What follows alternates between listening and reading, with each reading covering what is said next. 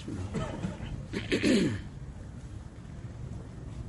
Yesterday we discussed briefly the importance of ilm, the greatness of ilm of deen. While a person acquiring some skill of dunya is not impermissible, in fact, if it is done in the correct way, something is acquired in terms of earning a halal living, then that is in order. There's no harm in that. And then if he uses that correctly, with the right niyat, with the right intention, then that too will become a benefit for him. But it cannot compare in any way to the greatness of ilm of deen. A few years back, one person came, so he had just graduated as a doctor. So there's no problem with that in itself. Whatever is done, provided is done within the limits of Shariat and Deen. He had just graduated and he had to still do his housemanship. So he had to still be another 2 years studying, so to say, or working in the hospital. But in that, barely 6 months had passed and he had picked up some kind of disease, as a result of which he was not able to now continue working. So now if he can't continue working, he won't be able to graduate, meaning get his license to practice as a doctor. So now his whole world was crumbling. He spent 6 years, 7 years, whatever, to study, and he finally graduated, and now he had to still go through this 2 years. But now whatever this disease was, some issue, and as a result he was losing the use of his hands and limbs.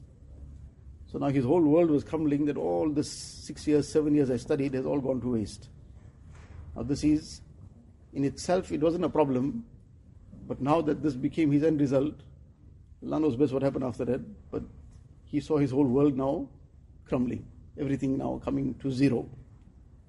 On the other side, there was one student who was studying with us in our class while we were in Azadwal, and he had been ill on and off, he had cancer, and by the time we came to the final year, not long before the end of the year, he passed away.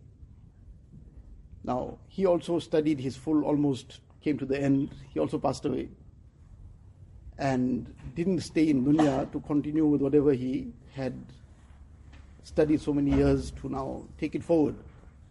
This person also studied 6 years, 7 years, but at that point, when now both have to now say, sort of put this behind them now, that this is not going to continue, that is when the reality becomes apparent.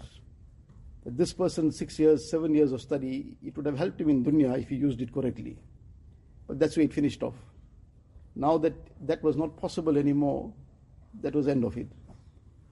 And this person, 6 years of study, though he didn't stay in dunya for it, to continue using that forward, but every dot of what he learned was now being of benefit to him after his eyes closed. Now this is the time when the reality becomes apparent. While in dunya, it might seem the other way around. It might seem that this person, he's probably wasting his time. What is he going to get out of it? But dunya is not the reality. Dunya is وَمَا الْحَيَاةُ الدُّنْيَا إِلَّا مَتَاعٌ قَلِيلٌ. This is this is a small piece of dust compared to the akhirat. And it's in fact that speck of dust is just a exaggeration, because dunya cannot be compared to the akhirat at any level. So the reality becomes apparent when the eyes close. While a person's eyes are open, it might seem very different. But when the eyes close of dunya, the eyes of reality open out. So this is the very essential thing, very, very fundamental thing, that this azmat of ilm must be in the heart. If this greatness, this reality of this ilm is in the heart, that this is not a by the way thing, this is an extremely great thing. And had it not been for Allah Ta'ala's special grace, as discussed yesterday, Ar-Rahman, Allama al-Quran, it's not the special grace of Allah Ta'ala, then undeserving people like us would not have got one dot of ilm, because it's such a great wealth. But it is Allah Ta'ala's special grace that despite a person being undeserving, Allah Ta'ala still blesses him out of His special grace with ilm. So the important thing now is to then treasure this, to appreciate it, treasure it, and part of this appreciation, the very fundamental part is to now conduct oneself as per the requirements of this ilm. That is the true appreciation, that what this ilm requires of us. Now a person is in the environment, he conducts himself in a way that is probably conducive to it.